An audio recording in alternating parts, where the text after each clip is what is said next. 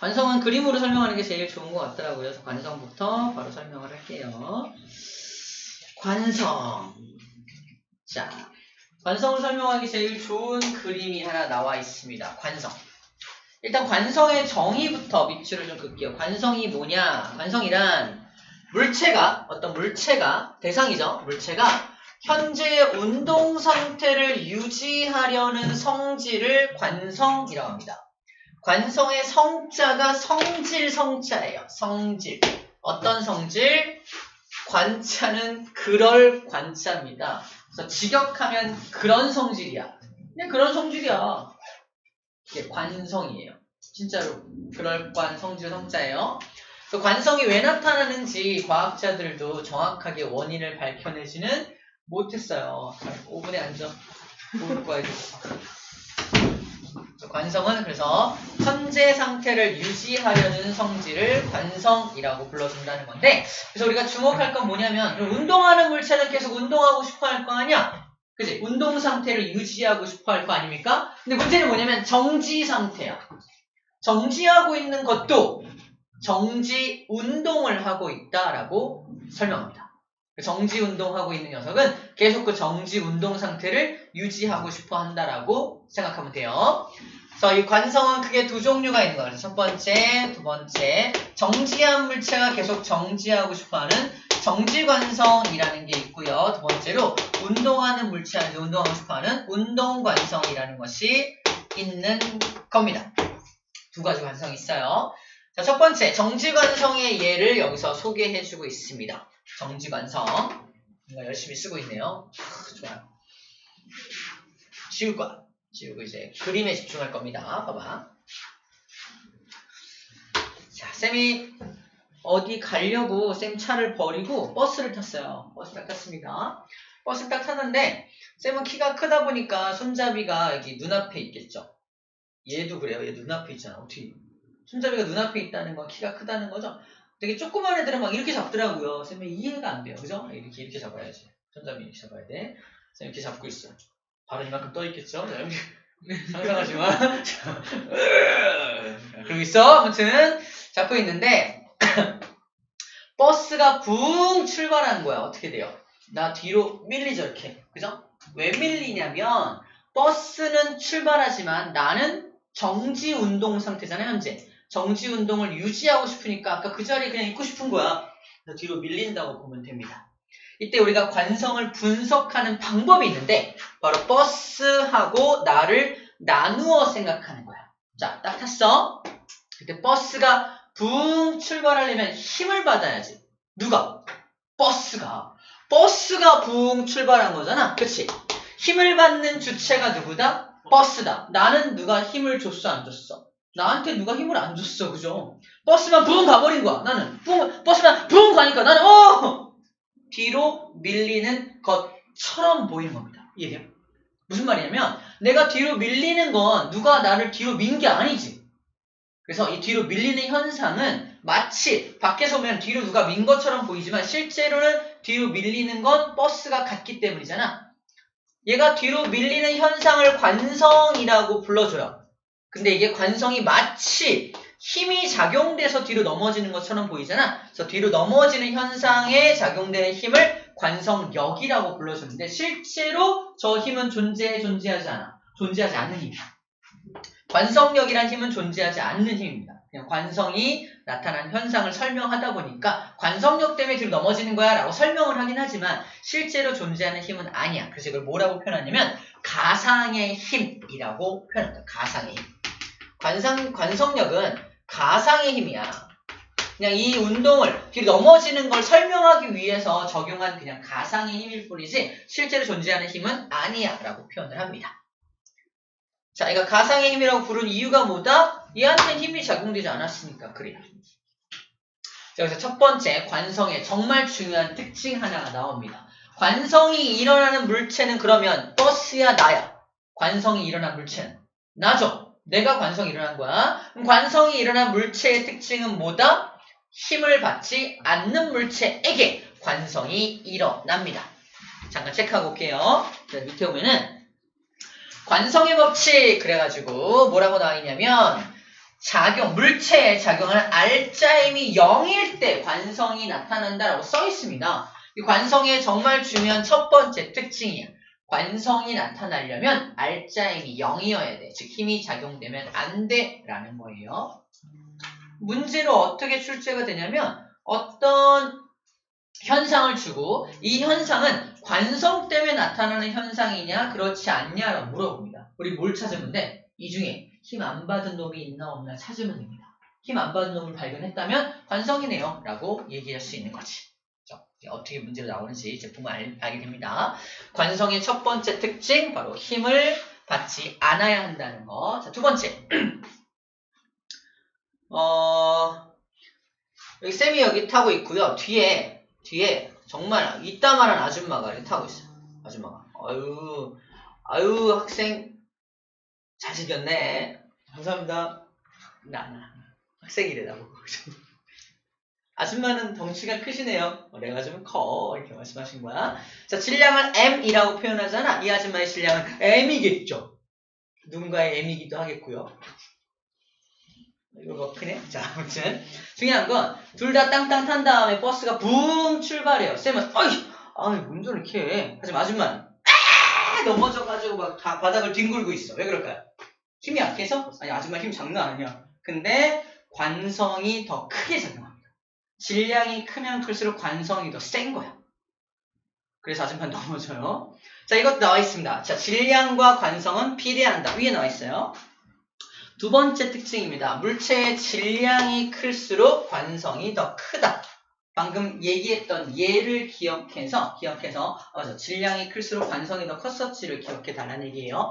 자, 이게 관성의 두 가지 특징이야. 알짜 힘, 즉 힘이 작용되지 않아야 관성이 작용한다는 거 하나. 두 번째, 질량이 크면 클수록 관성도 크다는 거 두 개입니다. 자, 그리고 이제 예를 볼게 하나 더. 자, 요 예를 딱 줍니다. 자, 봐봐. 컵 위에 종이를 올려놓고 그 위에 동전을 올려놓고 내가 종이를 땅 때릴 거야. 동전 어떻게 되죠? 밑으로 따르릉 떨어집니다. 그죠? 이거는 관성 때문인가? 물어보면 네, 맞아요. 관성 때문이에요. 라고 말하면 돼요. 왜? 이때 종이하고 동전을 또 나누어 생각합니다. 이때 힘 받은 건 누구야? 종이가 힘 받았죠. 동전은 힘 안 받았어. 아주 가벼운 마찰을 받았겠지만 직접적인 힘 안 받았잖아. 힘을 안 받은 거야. 힘을 안 받은 물체가 있죠. 관성입니다. 얘는 무슨 관성? 동전의 정지 관성. 동전이 계속 정지 상태를 유지하고 싶어하는 관성 때문인 거잖아. 정지 관성 때문에 얘는 밑으로 퉁 떨어지게 되는 거죠. 이거 관성에 의한 현상이네 라는 거예요. 자, 이제 운동 관성을 가봅시다. 자, 이거예요. 쌤이죠? 잘생겼네 학생. 자, 쌤이 타고 있어요. 눈 왜 그래? 못 견디겠어? 자, 버스가 딱 탔을 때 붕 출발해서 쌤이 관성을 이기고 자리를 잡았어. 괜찮네. 손 놔도 괜찮죠? 일정한 속도로 달릴 때는 나에게 작용하는 힘이 없기 때문에 손 놔도 괜찮죠? 버티기만 하면 됩니다. 덜컹거리는 것만. 자, 그렇게 가고 있는데 갑자기 버스가 삑 쓰네요. 어떻게 돼요? 나 앞으로 쏠리죠? 왜? 이미 붕 가고 있는 나는 이미 운동 중인 거야. 운동 중인 내가 운동 관성 때문에 계속 앞으로 가고 싶어 하는 거지. 버스는 끽 섰지만. 자, 이때도 마찬가지로 끽 쓰는 힘은 버스가 받은 거지 내가 받은 건 아니야. 버스는 힘 받았지만 나는 계속 앞으로 가고 싶어 하니까 앞으로 넘어지려고 하는 거죠. 이것도 관성에 의한 현상이고 분류하자면 운동 관성에 의한 현상이라는 겁니다. 힘을 안 받았으니까 그렇죠. 내 뒤에 있던 아줌마 어떻게 했을까요? 아이고 기사 양반 불렀어? 이렇게 되는 거죠. 기사 아저씨가 막 일으켜주고 못 일으키겠어요. 이렇게 되겠죠. 이런 거. 뭘 먹고 일으킨 거예요? 말하겠죠. 질량이 엄청 크니까 관성도 엄청 크다는 걸 설명하는 겁니다. 됐죠? 오케이. 하나 더 볼게요. 자, 오른쪽에 요거는 뭐냐면 막 달리다가 돌뿌리에 딱 걸리는 모습이야. 넘어질 거 아니야? 왜 넘어지냐 이거야. 이때는 물체가 하나잖아. 그럼 어떻게 둘로 나눠요? 이때는 스킬이 필요한데 상체와 하체를 나누어 생각합니다. 하체는 힘을 빵 받았지만 상체까지는 힘이 전달되지 않은 거야. 쌤처럼 키가 큰 사람은 더더욱 무게중심이 분리가 돼가지고 더더욱 더 잘 넘어집니다. 쌤 맨날 넘어져. 이네 걸리면 넘어지고. 키가 큰 사람일수록 무게중심이 위에 있어서 더 잘 넘어집니다. 쌤 무릎 맨날 깨지고 막. 힘을 얘는 받았지만 얘는 힘을 받지 않았기 때문에 상체의 운동 관성 때문에 넘어지게 되는 거죠. 상체의 운동 관성 때문에 넘어지게 되는 겁니다. 자, 그래서 관성의 특징 정리를 했어요. 자, 관성을 처음 얘기한 사람은 누구냐면 갈릴레이입니다. 갈릴레이가 관성을 처음 얘기했는데 어떤 식으로 관성을 얘기했냐면, 자, 이 녀석은 위치 에너지가 있죠. 붕 떨어지면 모든 녀석이 운동 에너지로 전환이 되죠. 근데 여기는 마찰이 전혀 없는 면을 간다면, 공기 저항도 없다면 쟤는 계속 저 운동 상태를 유지할 거 아니야? 그때 얘는 관성 때문에 움직이는 거야 라고 처음으로 관성이라는 용어를 사용했다는 거예요.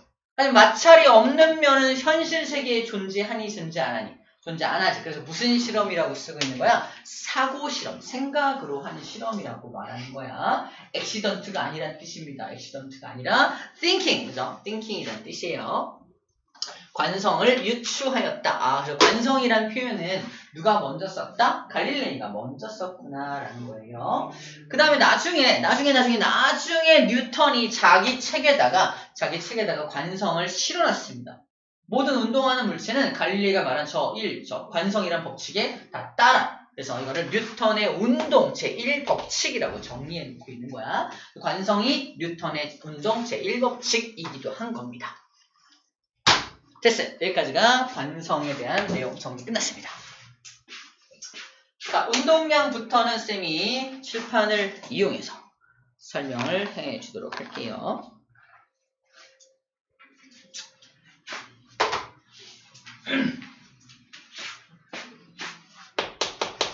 운동량.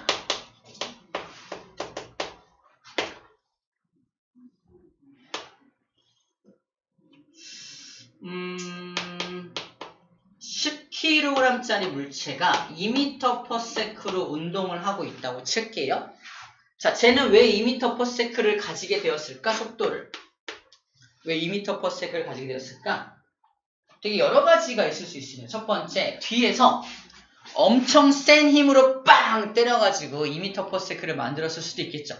두 번째는 작은 힘으로 오랫동안 밀어서 2m/s를 만들었을 수도 있습니다.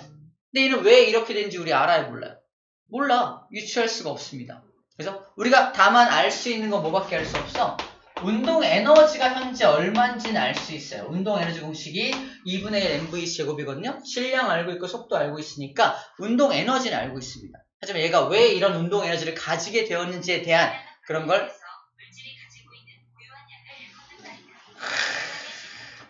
나야? 누구야? 너야? 네 목소리 내 목소리 비슷하냐? 말해봐. 오케이 구글. 내 거는 반응했어요. 말해봐. 누구야 또? 하이 빅스비. 다음과 같습니다. 알았어. 또 누구야? 너야? 됐어? 안 됐어. 까비.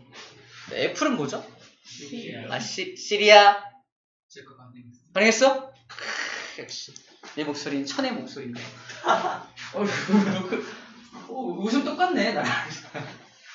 아무튼, 이 운동량이라는 개념은 사람들이 새롭게 만들어낸 거야. 그래서 원인을 알 수 없는 저 현상을 설명하기 위해서 하나를 더 만들어낸 거야. 우리 입장에서는 어때요? 좀 안 좋죠? 약간 안 좋아요. 운동량은 그래서 약간, 뭐 이런 느낌이야.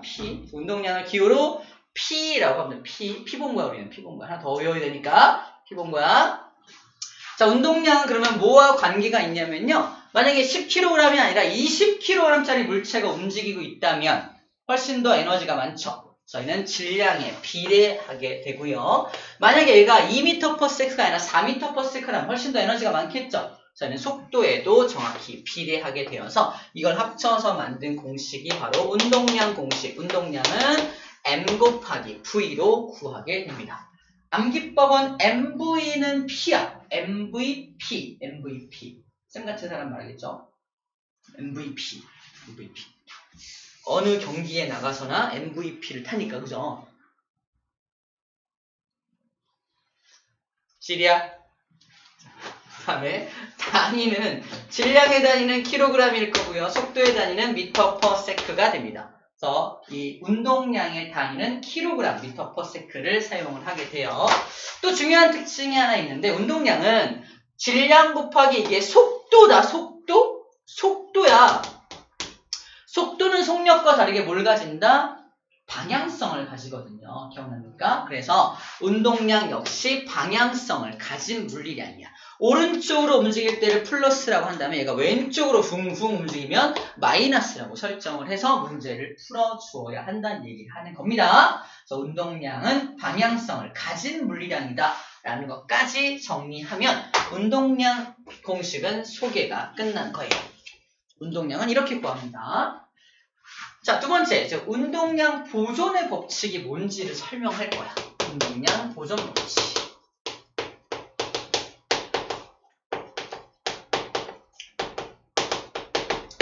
자, 운동량 보존 법칙은, 자, 결론부터 말하면 이런 상황입니다. 자, 상황을 설정해 볼게요. 뒤에서 10kg짜리 물체 또 등장. 얘가 무려 4m/s로 운동 중이야. A라는 물체. 근데 앞에서 5kg짜리 물체가 2m/s로 깔짝깔짝 가고 있네요. 그죠? 잠시 후에 무슨 일이 벌어질까요? 꽝! 충돌하겠죠. 충돌이라는 현상을 일으키게 될 겁니다. 충돌. 자, 운동량 보존 법칙은 법칙이야. 법칙이란 말은 과학에서 법칙은 예외가 없을 때만 법칙이라는 수식어를 붙일 수가 있어요. 어마어마한 겁니다. 질량 보존의 법칙. 예외가 없거든요. 그런 것처럼 운동량 보존. 운동량 오늘 처음 배웠는데 근데 그게 보존되는 것도 법칙이래요. 사실 어마어마한 걸 지금 배우는 중입니다. 이 법칙은 그러면 뭐냐? 충돌 전에 두 녀석의 운동량의 합은 충돌 후에도 운동량의 합을 구하면 충돌 전의 합과 같다는 거야. 다시 충돌 전에 두 녀석의 운동량의 합은 충돌 후에 두 녀석의 운동량의 합과 정확하게 같다는 게 운동량 보존 법칙입니다. 구해볼게. A의 운동량은 얼마 나오냐? 40이죠. B의 운동량 얼마 나오냐? 10이죠. 운동량의 합이 얼마 나오냐? 50 나오죠. 50. 운동량의 합이 50 나옵니다. 충돌 후에도 50이라는 뜻이야. 이제 문제를 풀어볼게요. 충돌을 꽝 하고 나서 저 B라는 물체는 질량이 바뀌었을까? 야, 충돌했다고 질량이 바뀌진 않죠. 그죠? 근데 속력이 빨라졌겠죠? 그래서 얘가 4m/s로 빨라진 거야. 그때 문제입니다. A라는 녀석은 질량 똑같겠죠? 속력이 얼마일까요가 문제입니다. 운동량 보존 법칙을 이용해 푼다면 두 녀석의 운동량의 합이 얼마여야 돼? 얘도 50이 돼야겠죠. 같아야 되는 거야. 이게 법칙이야. 근데 B라는 녀석의 운동량은 나와있죠. 얼마? 20이야. 그쵸? 그러면 무조건 A의 운동량은 얼마여야 돼? 32여야 한다라고요. 32여야 해. 근데 질량이 10이니까 아하 3m/s구만. 이걸 구해낼 수 있다는 겁니다. 오케이? 이럴 때 사용하는 게 운동량 보존의 법칙이야. 자, 이런 거 당연히 구할 수 있어야 되고요. 시험 문제에는 200% 이거가 출제. 방금 지금부터 쓰는 게 출제가 됩니다. 너무 낮은가? 위에 써줄게. 자, 퀘스천 어떤 문제가 나오냐면요. 빙판길에 두 사람이 이렇게 서 있어요. 서 있습니다. 키 큰 사람이 누구겠어? 오케이 구글. 땡큐. 나겠죠. 쌤이 A, B로 할게요. 자, 이 사람은 60kg인 사람이고요. B는 I인데 얘는 30kg이라고 해볼게요. 나 아니야. 자, 30kg이야. 나보다 작은 사람하고만 실험을 해요. 나는 대부분 다 I야. 그래서. 자, 아무튼 그래서 둘이서 이렇게 밀 거야. 꽉 밀 겁니다. 자, 밀 때는 둘이서 누가 힘이 센지 상관이 없어요. 한 명이 세게 밀면 내가 얘를 세게 밀면 반작용이 있어 나도 뒤로 세게 밀립니다. 그래서 둘이 같은 크기의 힘으로 밀리게 돼요. 나중에 배우겠지만 이거 작용 반작용의 법칙이라고 배우는데 내가 칠판을 약하게 밀면 칠판은 나를 약하게 밀어요. 내가 칠판을 세게 밀면 두렵다. 칠판이 부서지겠죠. 안타깝지만 안녕. 하지만 부서지지 않고 나를 되게 세게 밀죠. 이게 바로 칠판이 살아있는 생명이 아님에도 불구하고 힘이 발생됐을 때 칠판도 나를 같은 크기의 힘으로 밀게 됩니다. 이걸 작용 반작용의 법칙이라 그래. 이 작용 반작용 얘기하면 또 할 얘기가 진짜 많기 때문에 오늘은 일단 여기서 적고요. 작용 반작용에 의하면 정리만 하면 이래요. 작용 반작용에 의하면 A가 B를 미는 힘이 F라면은 B가 A를 미는 힘도 어떻다는 거야? 똑같이 F의 크기로 민다는 얘기를 하고 있는 겁니다. 같은 크기의 힘으로 밀게 돼요. 자, 이때 문제입니다. 확 밀었더니 B가 이쪽으로 슝슝 밀려나면서 이렇게 B로 이 방향이죠? 이 방향으로 슝 밀려나면서 속도가 무려 얼마라고 할까? 10m/s로 밀렸다 칩시다. 대박이죠. 1초에 10m. 어벤져스 정도 급이네요. 자, 확 밀렸을 때 나는 이쪽 방향으로 얼마의 속도로 밀렸을까가 바로 문제입니다.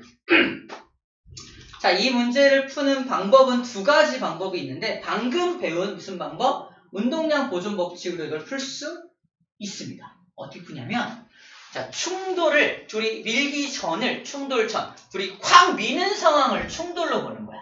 확 미는 상황을. 그럼 충돌 전에 A의 운동량 0이죠. B의 운동량도 0이죠. 왜? 둘 다 정지 상태였으니까. 확 밀고 나면 어때요? 충돌 일어났죠. 충돌 후에도 두 녀석의 운동량의 합은 얼마여야 돼? 충돌 후에도 두 녀석의 운동량의 합은 0이 나와야 합니다. 맞죠? 충돌 전에 운동량이 합이 0이니까 충돌 후에도 0이 나와야 돼. 그런데 B란 녀석의 운동량이 얼마야? B의 운동량이 30 곱하기 10이니까 얼마야? 300이죠? 300이네 300. 그러므로 무조건 나의 운동량은 얼마여야 할까? 방향이 반대니까 마이너스 300이 나와야 되는 거야. 그럼 내가 질량이 60이니까 300 나오려면 5m/s로 밀려나면 되겠네요. 그래서 내 속력이 5m/s라는 걸 구해내는 방법입니다. 운동량 보존 법칙을 이용해서 이런 문제를 풀어낼 수 있다는 거야. 두 번째 방법도 궁금한가요? 진짜 궁금해요? 땡큐. 자, 첫 번째 방법은 운동량 보존 법칙을 이용하는 방법이고요. 두 번째 방법은 우리가 배웠던 F는 MA를 이용하는 방법이에요. 자, 이때 이거를 가속도에 대해 정리하면 A는 M분의 F죠. 가속도가 뭐냐면 속도가 더해지는 양이 가속도잖아. 그치? 자, A하고 B 중에 잠깐만. B는 둘이 미는 힘은 똑같아. 근데 B의 질량이 얘보다 얼마야? 2분의 1밖에 안 되죠. 질량이 작으니까 가속도가 2배 큰 거야. 근데 그 가속도 2배 큰 가속도가 얼마야? 10인 거지. 그럼 질량이 얘보다 큰 녀석은 가속도가 작아지겠네. 그죠? 질량이 2배 크니까 속도는 2분의 1로 준다. 이해돼요? 그럼 관계를 이용해 풀면 돼요. 질량이 큰 얘는요. 얘보다 속도가 줄어들 거 아니야? 그래서 속도가 줄어드니까 얘보다 질량이 2배 크니까 가속도는 2분의 1로 줄어든다는 겁니다. 그러므로 A의 속도는 얼마가 된다? 5m/s가 나오겠네라고 구해내는 방법도 있다는 겁니다. 가속도 법칙을 이용하는 방법도 있다는 거예요. 하지만 우리는 오늘 운동량을 배웠으니까 운동량 보존 법칙을 이용해서 푸는 게 더 좋겠죠.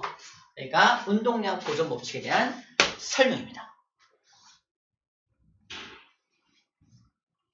쟤네들이 빙판길에 항상 나와요. 빙판길. 왜 항상 빙판길에서 서로 미는지 모르겠어. 빙판길에서 미는 문제가 나왔다면은 처음 운동량이 합이 0이다라는 걸 이용해서 풀면 됩니다. 할 수 있겠죠? 자, 기지개 한번 핍시다. 충격량 할게요. 충격량.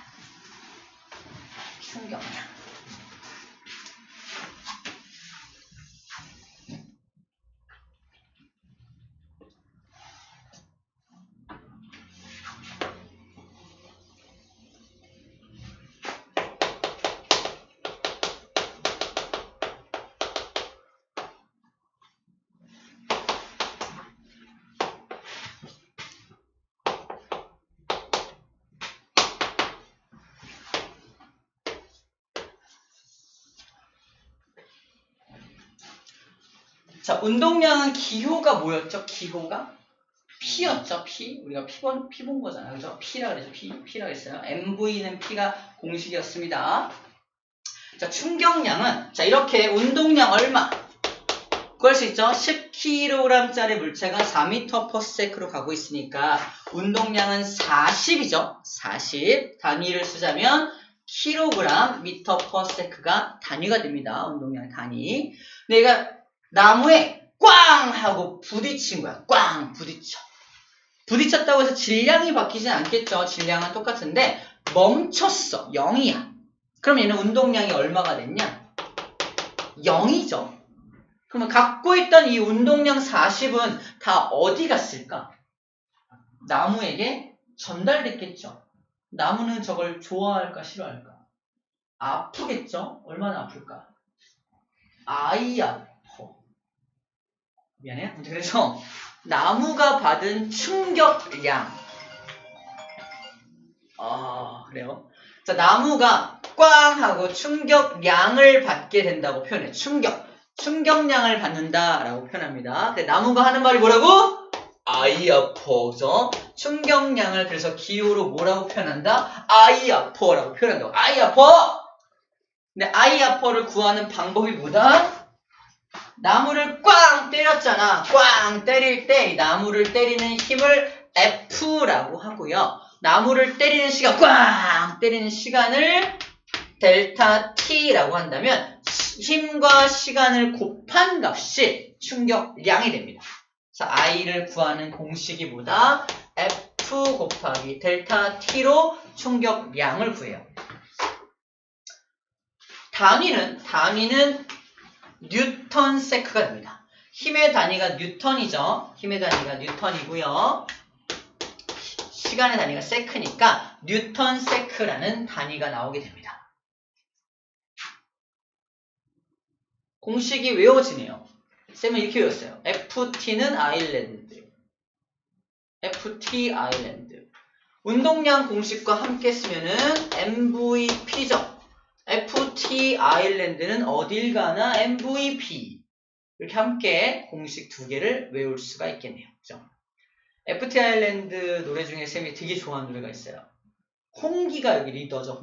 홍기랑 이회승이 함께 부른 사랑했었다라는 노래 꼭 찾아보기 바래요. 무려 5단 고음이 나와요.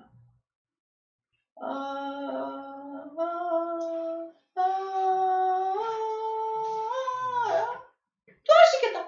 그래서 5단 고음이 나옵니다. 근데 이런 건 아니고 엄청 대단하다 이 정도로 진짜 5단 고음이 나와요. 진짜 멋있어요. 아무튼 두 개의 공식을 함께 암기를 해주는 방법이에요. FT 아일랜드 MVP. 자, 근데 운동량의 단위는 kg/m/s입니다. 봐봐. 그러면 여기 운동량의 단위와 충격량의 단위가 서로 다르죠? 그럼 봐봐. 이런 말이 나옵니다. 야, 운동량이 40이 있던 게 운동량이 없어졌죠? 그럼 이걸 운동량의 변화량이라고 표현해 볼게. 운동량이 변했는데 다 어디 갔어? 라고 했을 때 충격량으로 바뀌었겠네 라고 말하는 거야. 운동량의 변화량이 다 충격량으로 바뀐 겁니다. 운동량이 얼마 바뀌었어요? 40만큼 바뀌었죠? 변했죠? 그럼 충격량은 얼마만큼 생겼을까? 40? 정답은 40이 맞아요. 운동량이 40 사라진 만큼 충격량이 40이 생긴 거야. 근데 이거는 뭘 전제로 깔고 있냐면 둘의 환율이 같다는 전제야. 쉽게 말해서 쌤이 외국에 나가서 100달러를 벌었어. 한 14만원 정도 되거든요. 100달러야. 그래서 한국에 달러를 갖고 들어와서 환전소에서 바꿨더니 100원을 주는 거야. 100달러니까 100원 드릴게요. 이러는 거예요. 이게 아니라 100 맞추면 돼. 이거 안 되죠? 뭔가 이상하지? 그지? 근데 이게 가능하려면 환율이 같아. 하지만 지금 환율이 다르잖아. 환율이 다르니까 14만원을 받아야 되는 거잖아요. 근데 방금 말한 게 무슨 말이냐면은 델타 P가 40이야. 운동량이 40 변했는데 충격량도 40이 생겨. 이게 정확하게 성립하려면 얘가 얘와 같은 물리량이어야 가능하다는 얘기야. 같은 물리량이어야 돼. 즉 운동량의 변화량이 곧 충격량과 같은 물리량이어야 이게 가능합니다. 다시 말해서 100달러를 벌어와서 그 나라에서 그 나라 같은 미국에서 환전을 했더니 작은 동전으로 100달러를 준 거야. 맞죠? 그럼 100 딱 맞잖아. 이런 느낌이어야 돼야 되는 거지. 같은 나라니까 같은 환율일 거 아니야. 환율이 같을 때 같은 이제 개수만큼 받게 되는 거예요. 자, 정리하면 충격량과 운동량 단위가 다르지만 결국은 운동량과 충격량이 같은 개념이어야 이 40이 그대로 호환된다는 말을 하고 있는 거예요. 호환되려면 단위가 같아야 돼요. 봐봐. 예를 들어서 운동 에너지하고 일 서로 왔다 갔다 할 수 있거든요. 이유가 뭐냐면 에너지의 단위도 줄 씁니다. 뭐 1000줄, 2000줄. 근데 일의 단위도 똑같이 줄을 써요. 단위가 똑같을 때만 완벽하게 호환이 가능해요. 또 힘, 무게. 힘과 무게도 같은 단위라고, 같은 물리량 취급하거든요. 이것도 왜 그러냐면 힘의 단위도 뉴턴이고 무게의 단위도 뉴턴이기 때문에 그렇습니다. 이렇게 단위가 같아야지만 같은 물리량이에요. 자, 그러고 나서 이걸 봐봐. 충격량 단위, 운동량 단위를 봤더니 단위가 어때요? 완전 달라 보이죠? 하지만 둘은 같다는 걸 지금부터 증명할 거야. 그럼 인정할 거야? 이 둘의 단위가 똑같으면 둘은 같은 물리량인 거 인정할 겁니까? 같은 물리량인 거 이제부터. 자, 증명을 할게요. 증명하기 위해서는 또 선생님의 희생이 좀 필요해요. 봐봐, 선생님 희생이 필요합니다. 선생님의 몸무게는 몇 뉴턴이에요? 선생님 몸무게가 얼마죠? 얼마쯤 돼 보여요? 400. 좀 더 써야 돼요. 500 넘어요. 무슨 말인가 하고 있죠? 5천 뭐야? 588 정도 됩니다. 단위는 뉴턴이. 몸 무게입니다. 자, 무게는 어떻게 구하죠? 질량에다가 9.8m/s 제곱을 곱해서 무게를 구하는 거예요. 쌤의 질량이 지구에서 60kg이거든요. 거기다 9.8을 곱했더니 588이 나왔던 거야. 쌤이 항상 하는 말이지만 친구가 야 너는 몸무게가 얼마야? 그럼 뭐라고 말해야 돼? 가만 있어봐. 500? 이렇게 말하면 돼. 뭔 소리야? 왜 500이야? 몸무게 물어봤잖아 너. 무게. 너 무게도 모르니? 아, 너 문과구나. 미안하다. 문과들은 몰라. 난 문과구나. 난 이과충이거든. 그죠? 무게를 물으면 무게로 답해줄 거야. 그죠? 진짜 알고 싶은 게 뭔데? 네 질량. 그렇지. 질량. 내 질량은 55야. 이렇게 55kg. 이렇게 말하면 되겠죠? 똑바로 물어봐. 그죠? 질량을 알면 질량 물어봐야지. 무게 물어봐. 그죠? 질량과 무게는 같다 다르다? 다른 거야. 완전 다른 겁니다. 질량은 물질의 양이에요. 나의 물질의 양이 질량이고요. 그 물질을 잡아당기는 힘의 크기가 무게라고. 바보야. 이과야. 문과야. 그죠? 문과를 비하하는 건 아닙니다. 문과 법관들 많으세요. 그죠? 판사님들 죄송합니다. 아무튼 근데 무게와 질량은 확실히 다른 거다라는 얘기를 하고 있는 겁니다.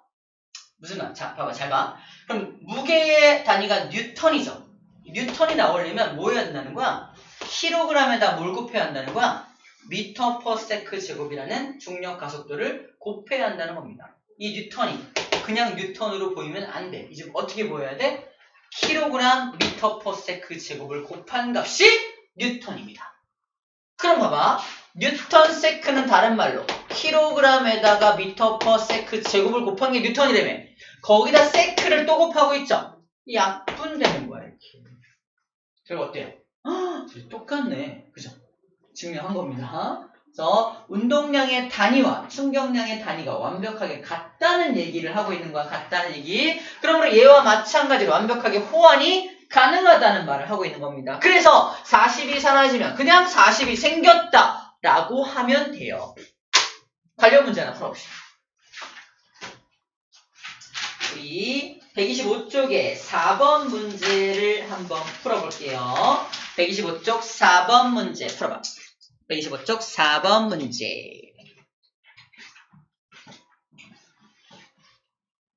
운동량과 충격량이 나와 있습니다. 그냥 눈에 보여야 돼, 답이.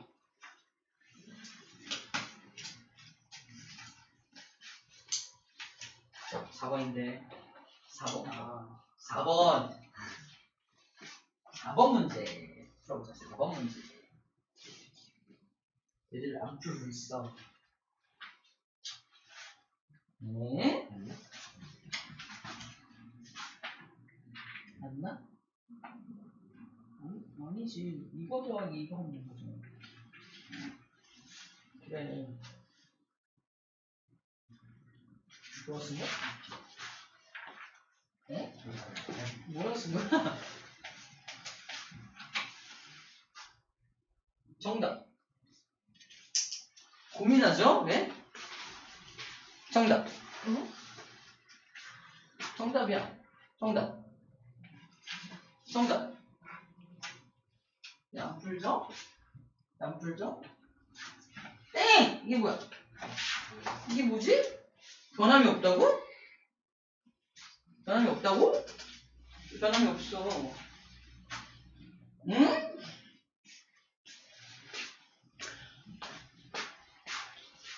야, 봐봐. 왜 못 풀고 있어? 어디 갔어?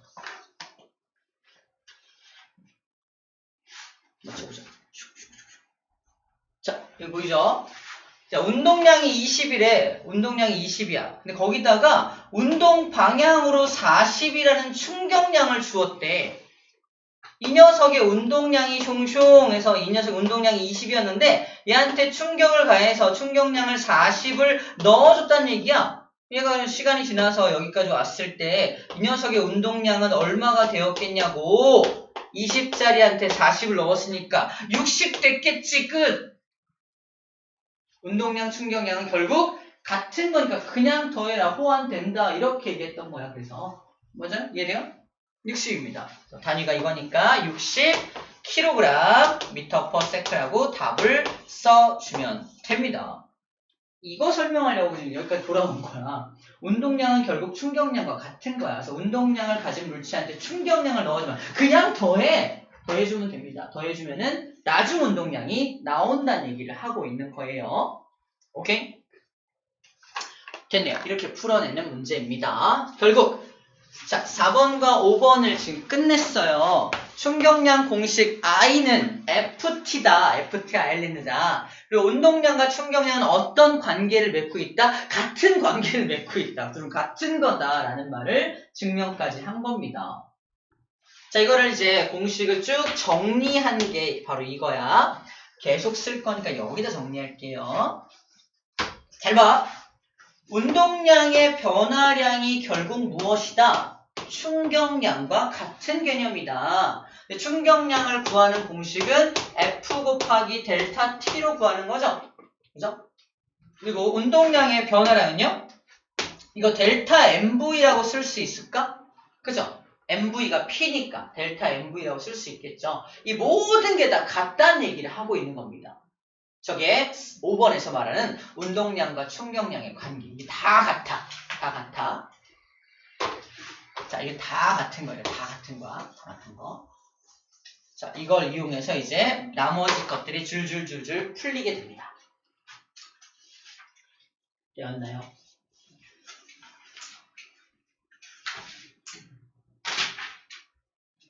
괜찮은 것 같은데? 조금만 더 할게요. 아주 괜찮은 것 같아요. 저 6번까지 설명할게요. 6번까지. 되게 재밌는 얘기 해줄게요. 6번. 6번은 델타 P를 더 키우는 방법. 델타 P를 키운다는 말이 뭐냐면 이겁니다. 델타 P를 더 키우고 싶어. 운동량의 변화량을 크게 키우고 싶어. 어떻게 하면 될까? 충격량을 크게 하면 돼요. 그죠? 충격량을 크게 하려면요. 첫 번째, 힘을 엄청 많이 주거나 또는 힘이 작용되는 시간을 엄청 길게 하면 충격량을 키울 수 있습니다. 그럼 어떤 좋은 효과가 나타나죠? MV가 커지겠죠. MV가 커질 때 질량이 증가할 수 있나? 그러니까 V가 커집니다. 다시 말해서 내가 시간을 길게 가져가면 V를 키울 수 있다. 안 와닿죠? 이제 와닿는 얘기 해줄게요. 쌤이 옛날에 야구를 했어. 쌤이 엄청 힘이 세 보이지만 힘을 감추고 있기 때문에 약한 힘만 사용합니다. 야구할 때 약한 힘으로 이렇게 쳐요. 야! 홈런 칠 수 있을까? 절대 못 치겠죠? 근데 어느 날 쌤이 힘을 숨긴 걸 다 해제하고 오늘은 다 죽었어. 이러면서 이제 나 타석에 들어서가지고 딱 공이 오는 걸 보고서 무서워서 눈을 감았어요. 눈 감고요. 눈 감고 에라 모르겠다 하고서 빵! 휘둘렀어요. 네, 눈을 감았으니까 정확히 맞았겠지. 그치? 우연히. 정확히 맞았을 뿐더러 맞은 순간부터 쌤이 쭉 밀어친 거야. 그냥 에라 모르겠다. 뭐 한 거야? 힘을 가하는 시간을 엄청 길게 가져간 거야. 그러면 이 공한테 전달된 충격량이 어떨까? 충격량이 엄청 커졌겠죠. 충격량이 커졌다는 건 결국 공의 속도가 엄청 빠르게 빡 나갔다는 겁니다. 춤췄어? 공의 속도가 빡! 그래서 선생님이 살다 처음으로 그날 홈런을 쳤어요. 홈런 처음 쳤어요. 그다음부터 못 쳤어. 그다음부터 열심히 치려고 이러다가 전혀 안 맞더라고요. 그래서 눈을 감고 쳤으니까 그날은 홈런을 칠 수 있었던 거야. 그날은 그냥 운이 좋았겠거니 생각했는데 이제 이걸 알고 나니까 딱 맞는 순간 손에 느낌이 오는 순간 쭉 밀어쳐야 홈런이 나오는구나 라는 걸 그날 처음 알게 된 거지. 그죠? 그때 못 쳤어요. 시간을 길게 하면 왜 공의 속도가 빨라지는지에 대해서 이제 알게 된 겁니다. 그래서 우리가 홈런을 칠 때 그래서 땅 치고 모션을 길게 가져가는 이유가 내가 힘이 전달되는 시간을 길게 가져가 줘야 속도가 빨라지기 때문입니다. 자, 또 다른 예. 권총하고 장총이 있습니다. 내가 그 게임에서 권총과 장총 중에 선택하래. 내 직업은 스나이퍼야. 뭘 선택해야 돼? 장총을 선택해야죠. 스나이퍼야. 권총으로는 양궁도 아니고 이렇게 맞출 수 있나요? 장총을 선택한 이유가 뭐냐면 봐봐. 이 장총과 권총에 들어있는 총알이 종류가 같은 거라고 했을 때 총알 뒤에를 이렇게 땅 공이로 빵 때리면 총알 뒤에 붙어있는 화약이 빵 터져요. 화약이 터지면 힘이 발생되잖아. 그 힘, 화약이 터지는 힘으로 앞에 총알을 밀어주는 거거든. 근데 권총 같은 경우는 요 총알을 밀어주는 요 총신이라 그래. 총신이 짧으니까 그 힘이 전달되는 시간이 엄청 짧은 거야. 힘이 전달되는 시간이 굉장히 짧으니까 충격량이 작아서 속력이 안 나. 그게 권총이야. 그래서 멀리 못 쏴. 장총 같은 경우는 빵 터지면서 발생된 그 힘이 이 총신 전체를 지나가는 동안 계속 힘이 작용하니까 이 바깥을 나오는 순간 그 총알의 속도가 정말 총알 같은 속도가 되는 거지. 이해됩니까? 그래서 굉장히 빠른 속도로 얘가 날아가니까 멀리 있는 적을 맞출 수가 있게 되는 겁니다. 이런 원리야. 그래서 모든 대포, 엄청나게 큰 대포들도 탱크에 달려있는 대포 있잖아. 근데 엄청 앞에가 길잖아. 그 이유도 같은 이유입니다. 대포를 쏠 때 멀리까지 쏘려면 이쪽 포신이 엄청 길어야 돼. 자, 이게 다 원리가 똑같은 게 볼링 칠 때도 쌤 같은 경우는 멋지게 스핀 막 이렇게 치거든요. 안 믿는다 또. 자, 근데 못 치는 사람들은 이러잖아요. 이렇게 던지잖아. 그죠? 못 치는 사람은 이렇게 던지거나 이렇게 던지고 그죠? 처음에 그랬어. 이게 뭐냐면 뒤로 엄청 길게 뺐다가 이렇게 쭉 하면은 내 힘이 전달되는 시간이 엄청 기니까 이 공에 걸리는 속도가 엄청 빠른 거야. 빠른 속도로 슉 갈 수 있는 거지. 그러면 그냥 빠른 속도로 가니까 파괴력 있게 핀을 다 부술 수가 있는 거죠. 골프도 마찬가지예요. 골프도 어떻게 스윙이 엄청 큰 이유가 뭐냐면 스윙도 길게 해줘야 빵 때렸을 때 힘이 전달되는 시간이 길어서 탁 맞는 순간 굉장히 강한 충격량을 가해서 속도를 빠르게 해서 멀리까지 공을 날려보낼 수가 있는 겁니다. 같은 원리가 적용되고 있다는 거야. 정리할게. 델타 P를 키우는 방법 뭐다? 첫 번째, 힘을 세게 키우거나 그죠? 엄청 세게 힘을 세게 쓰거나 또는 힘이 제한되어 있다면 뭘 길게 해라? 힘이 전달되는 시간을 길게 해주면 델타 P를 키울 수 있다. 델타 P를 키웠을 때 효과는 뭐다? 속력이 빨라진다. 그 대상 물체의 속력이 엄청 빨라진다. 라는 얘기까지 한 겁니다. 됐죠? 역시 하지 말았어야 죽어가는 친구도 생기고 있어요. 오케이.